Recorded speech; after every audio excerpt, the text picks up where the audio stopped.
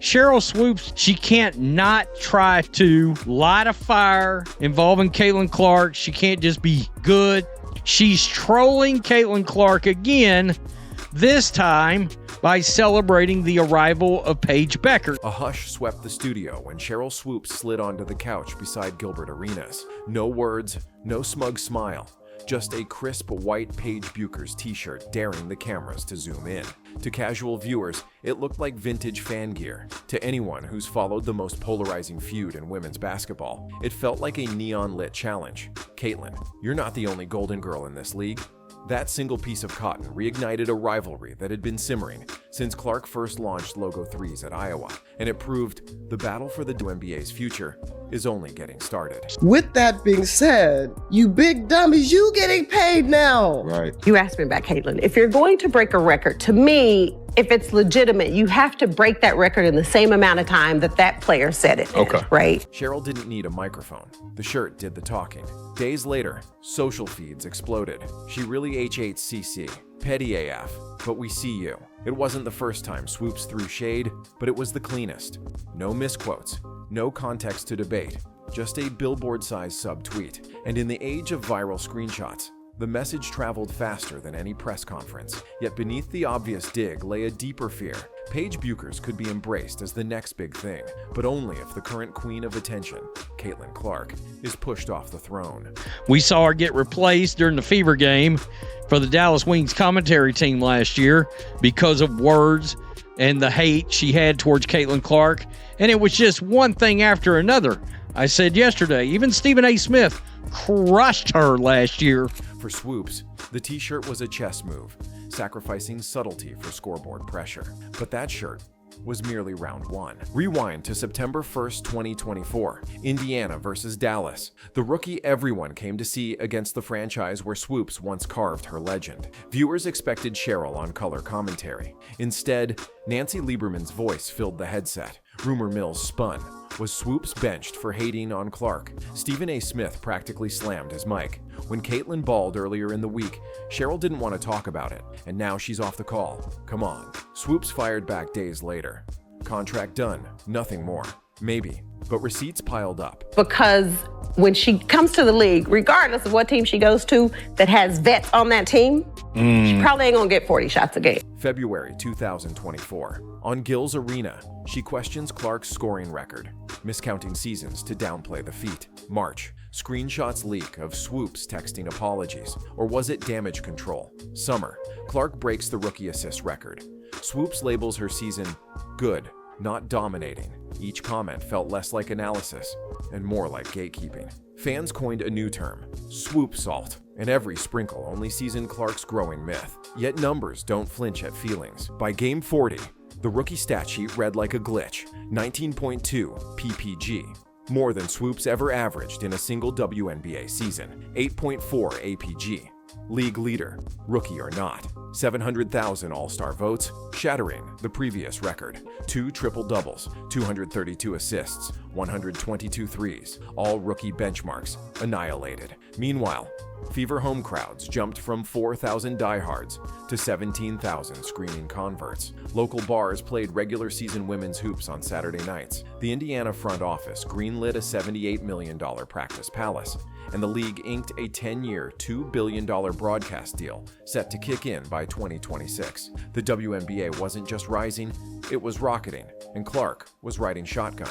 No amount of salty commentary could hide the scoreboard. So why the bitterness? Enter legacy anxiety. While Caitlin is fantastic, and I think she's going to have an incredible career in the WNBA, who's going to be the next face of the NBA? We don't get to decide that. The marketplace decides that. The people have chosen Caitlin Clark. What is she doing wrong? What more do you want from Caitlin Clark? Seriously, what more do you want from her? She's focusing on the game. She lifted her team up, got them to the playoffs, won Rookie of the Year, and then also is denouncing racial tensions when she's asked about it. I'm sorry, I don't see anything more that Caitlin Clark should have done or could have done. Two-time NBA champion Michael Thompson coined it JEEP. Jealousy, envy, egos, pettiness. The acronym fits like a tailored jersey. Imagine spending decades building a league, only to watch a 23-year-old sharpshooter draw the biggest crowds overnight. It's the Steph Curry effect amplified. Range that warps defenses, a smile that disarms critics, and zero interest in playing political favorites. For pioneers like Swoopes, it's complicated. Their contributions paved the hardwood Clark now dances on. But legacy can morph into leash when the newcomer ignores the perceived pecking order, old guard ego. She was remarkable on top of the fact that she had to deal with so much hate when she got to the WNBA. I can't imagine this young lady, I don't want to use hate, but despised. And people just having, she brought some on herself a little bit because she's cocky for a good reason. Confident. And I love that about her.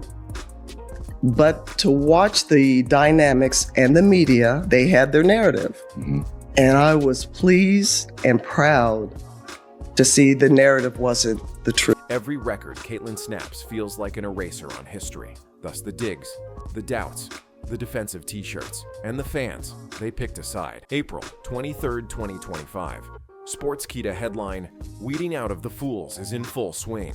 Within hours, clips of Swoopes' past takes flooded TikTok edits titled Certified Hater Moments. Comment sections turned into digital arenas. Drop a CC4 MVP if you're tired of gatekeepers. Ratings departments noticed. Broadcasters quietly shuffled lineups, removing voices whose critiques felt personal. For the first time, public opinion forced a pivot. Respecting the pioneers doesn't mean silencing the present. That's what a lot of these women are doing, is they feel like what we have done for this game, this young player has come into our game and she's getting way more respect and all that stuff than we are. As she should. The young girl is a baller. The young girl has people watching because of the way she can shoot this basketball like Steph Curry. Steph Curry can't dunk. Steph Curry don't do none of that in the game. He can probably dunk by himself, but he don't really do none of that in the game. He is a shooter, and fans tune in to see Steph Curry. Networks need eyeballs, and eyeballs follow Clark. The result? Swoopes found herself talking hoops, less on air and more on defensive live streams. But a new variable was still warming up. Enter Paige Bueckers. Smooth handle, silky mid-range, outspoken on every headline issue. Legacy stars adore her activism. Marketers love her flair. On draft night, panels predicted Paige versus Caitlyn would echo Bird versus Magic. Swoopes' T-shirt signaled which pony she's backing. Yet the narrative oversimplifies. Paige isn't Clark's antithesis. She's her own storm. And fans aren't math problems. They'll cheer both if the hoops are elite. Weaponizing one star to undercut another only cheapens the matchup that could double the league's reach. Wake up and be mad. Never forget, in Swoopes' MVP season, she averaged less points, assists, and rebounds than Caitlin Clark's rookie season. Caitlin Clark's rookie year was quite a bit better than Sheryl Swoopes' MVP season. You know, Jax, you're absolutely right. And I was like, come on, you big dummies. Is she getting hyped? Yes. Yeah. But she was in the backyard. She was putting in the same time, sometimes maybe more than you were. Right. I can't fault her for what she was given. So yes, the WNBA was growing before Caitlin Clark. Make that abundantly clear. But it was growing incrementally compared to the exponential growth you're seeing now. What are you doing? Look at this. Just stays, man. Were y'all talking about Caitlin Clark at this very moment? She knows what she's doing.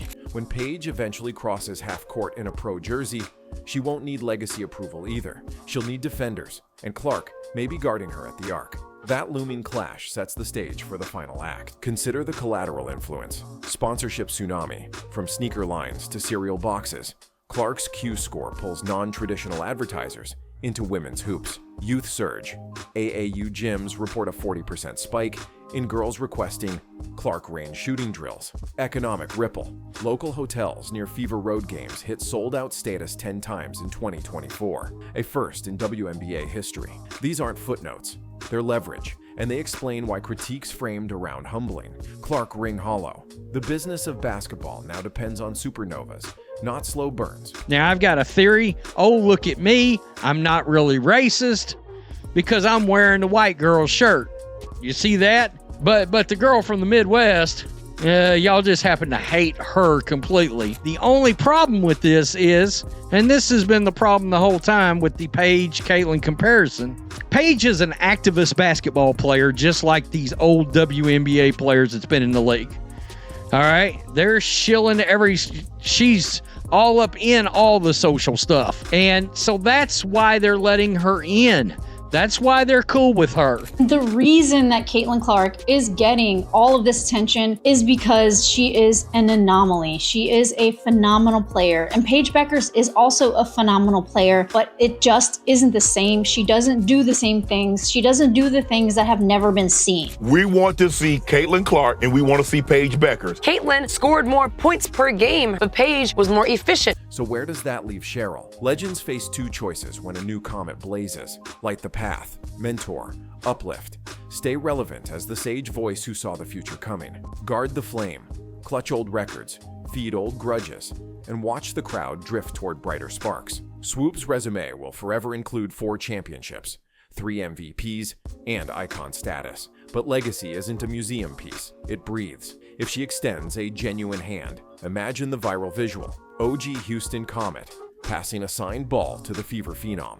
That image could unite eras and bury the hater headline for good. Refuse, and the narrative calcifies. Pioneer turned gatekeeper, overshadowed by the very league she helped birth. In basketball, the scoreboard never lies, and right now, it flashes one name in marquee lights. Caitlin Clark's rise is no longer a question of if, but of how high. The T-shirt stunt, the broadcast drama, the JEEP syndrome, they're loud sideshows, not the main event. Whether Sheryl Swoopes chooses to mentor or to mope, the game keeps tipping off, and every time Clark pulls up from the logo, another record trembles. So brace yourself. The first Clark Bueckers duel is on the horizon. The league's TV deal is locked, and love it or loathe it, the future is wearing number 22. Legends can ride the wave or stand stubborn on the shore, but one thing's certain, the tide isn't asking for permission, it's already in motion.